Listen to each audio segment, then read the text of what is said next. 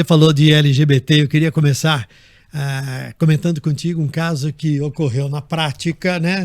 No domingo nos Estados Unidos, mas está rolando até agora, que são as falas do pastor André Valadão. Lá na minha infância eu aprendi assim, quem fala o que quer, ouve o que não quer, né? É assim, você quer falar o que você quer que você fala. Se você não pensar muito, então, e se você falar bobagem, se você cometer um crime, então, aí ele aí, ó. Ele tá aqui, nós estamos exibindo a imagem dele, Tô né? ficando todo empolado só de ver. Só de olhar, pois é. Ele atacou a comunidade e as pessoas LGBTQIA+, na Igreja Batista da Lagoinha, nos Estados Unidos. Disse que se pudesse, Deus mataria a população LGBTQIA+. E fala para os fiéis irem para cima. Aí o Ministério Público do Acre abriu uma investigação por possível prática de homofobia. A deputada federal Erika Hilton já tinha feito uma representação no Ministério Público de Minas Gerais, onde é a sede da igreja, porque no mês de junho ele fez um culto que tinha o seguinte título, que era Deus odeia o orgulho. Né? Uhum. É um amontoado de ranço, de diferenças, de agressões, de responsabilidades, né? Como é que você acompanhou tudo isso que aconteceu, Fifito? O senador Fabiano Contarato também entrou com ação contra ele. Quando era criança, quando criança, a gente aprende algumas coisas que são básicas, assim. Mentir é feio, pra começar essa conversa. Se você vai na igreja quando criança, você vai na escolinha ali no catecismo, que seja, ou na escola dominical, dependendo da sua religião, você aprende que Jesus é amor, que Deus é amor, que a gente está no mundo para amar o próximo. E aí, quando a gente vê um pastor espalhando ódio, a gente se pergunta que tipo de amor é esse que ele acha que pratica. O André Valadão, de verdade, é alguém que, por sinal, volta e meia tá envolto em algumas especulações sobre a própria sexualidade dele. E aí eu acho que o jeito de acabar com essas especulações é atacar a comunidade para ele. Mas, sinceramente, é o pior dos jeitos. Eu acho que Deus é amor. Eu acho que, sendo cristão ou não sendo cristão, a sexualidade alheia e o direito à existência tem que ser respeitado. Quando ele tá propondo que essa missão divina, porque ele fala meio como se fosse um tom divino, né? Que Deus mataria todos os gays, e agora ele deixou essa bola aqui com a gente. Quando ele diz isso, ele tá propondo genocídio, verdade. Claro. Se a gente for parar pra pensar, ele tá propondo genocídio, ele tá propondo o extermínio de uma categoria inteira de pessoas. Primeiro, que nem todo mundo se afirmou no mundo ainda. Muita gente ainda vai se afirmar. Segundo, que não tem teste de detecção se você é LGBT ou não. As pessoas são fluidas.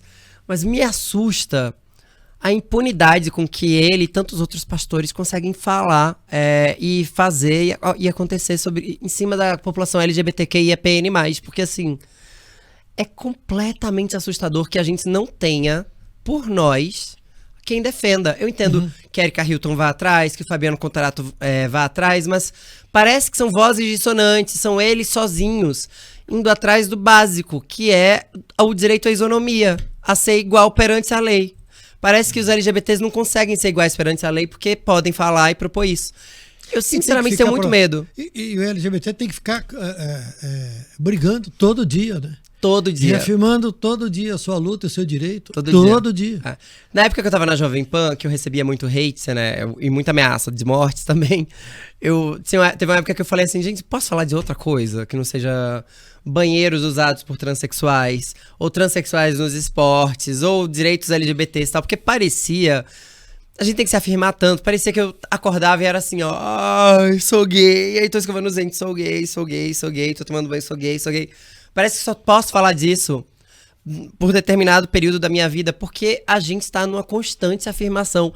E é muito louco que essas pessoas são dissimuladas. Então, assim, quando ele fala que Deus odeia o orgulho, muita gente vai dizer, não, mas ele tá falando do orgulho, não do orgulho LGBT. Só que aí ele vai e publica que é o orgulho com letras de arco-íris. É muito óbvio que ele tá tentando atacar a comunidade quando ele fala isso. Agora, sabe o que me surpreende, cara? As religiões, elas têm diferentes posições em relação à família, em relação à ligação ou casamento homoafetivo, Sim. né? Agora me surpreende que diferentes religiões atacam, né? Como se as outras pessoas não tivessem direito de fazer as suas escolhas, seguir as suas orientações e a sua identidade, Sim. né? E isso vai contra o fundamento, que era aquilo que você lembrava no começo, que é o fundamento da religião, que é o amor, que é a fraternidade, que é respeitar o outro, né? Então, você não precisa pensar igual a mim. Agora, eu não posso eu posso apresentar para você argumentos diferentes. Sim.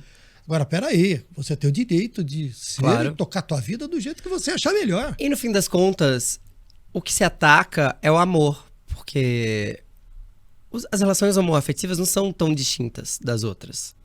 A maioria segue as mesmas regras, inclusive.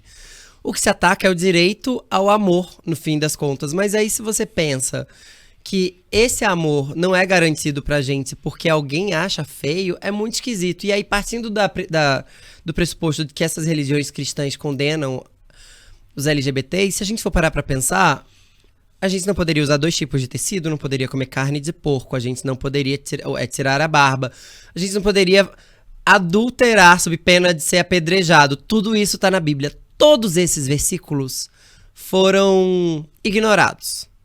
Eles foram vistos como algo antigo. Por que só se pega no pé, só se usa como argumento cristão o fato de 2 pessoas do mesmo sexo ou do mesmo gênero se amarem? Isso não faz o mínimo sentido. Não faz o mínimo sentido. Ah, mas é porque existe promiscuidade. Beleza, uma micareta cheia de heterossexuais não tem promiscuidade? Pra mim também tem.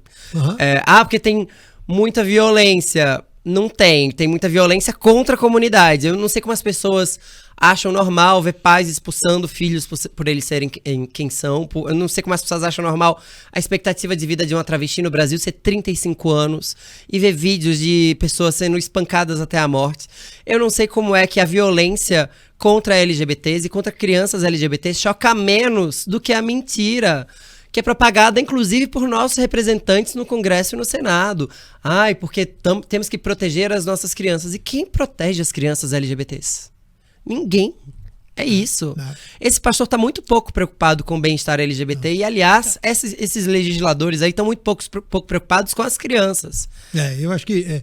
eu sempre digo que sempre tem por trás algum interesse financeiro ou econômico. Sim. Né? E eles sabem que, como a nossa parcela da população é muito conservadora, se eles se unem numa única cruzada, o investimento nessa cruzada, ele é maior. E a cruzada que nos últimos tempos tem acontecido é contra os LGBTs. Não por acaso a gente vê tanta gente usando os LGBTs de bode expiatório, inclusive o último governo, gente. Toda vez que tinha algum escândalo nesse último governo, o Bolsonaro ia lá e falava alguma coisa sobre a comunidade para tentar usar de cortina de fumaça. Eu acho que muita gente que fala desse assunto tem realmente, concordo com você, tem alguns problemas pessoais a serem resolvidos, né? Eu não me esqueço a quantidade de vezes que o ex-presidente se auto-intitula imbrochável. Que é uma coisa, eu fico olhando assim, mas tanta coisa para pensar e tanta coisa para falar, existe uma preocupação em relação a isso, que eu falo, rapaz, por que é isso? Por que na cabeça de uma pessoa isso se repete? Mas enfim. E a preocupação com a intimidade ali é de um jeito muito escroto, assim. Eu, de verdade, sou muito contra achar que todo homofóbico é um homossexual no armário, porque a gente parte do princípio de que a homossexualidade é uma vergonha, ou que é algo ruim. E não, às vezes eles são só mau caráteres mesmo, tá? Queriam eles ser do Vale, iam se vestir bem, iam ser legais, ter bom gosto musical. Mas não é o caso, assim. Eu acho de verdade que tá na hora das pessoas acordarem para o fato de que elas estão sendo usadas para propagar o ódio.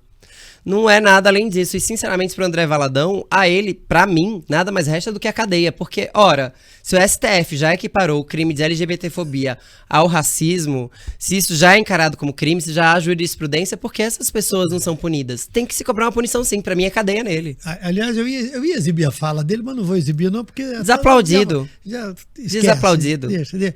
Agora, isso aqui, a Folha de São Paulo publicou essa charge que é muito interessante, que é assim, o tolo dá vazão à sua ira, mas o sábio domina-se, né? Provérbios aí. E aí tem o tolo ali do lado. E que sabedoria que ele tem, né? Nenhuma. A sabedoria Ai, gente, vou nem falar nada. Porque essas igrejas hoje em dia, elas são mega empresas, entendeu? Eu acho elas muito pouco preocupadas com o bem-estar de todo mundo e muito mais preocupadas com a isenção fiscal. Para muitos deles, sim, sem dúvida alguma.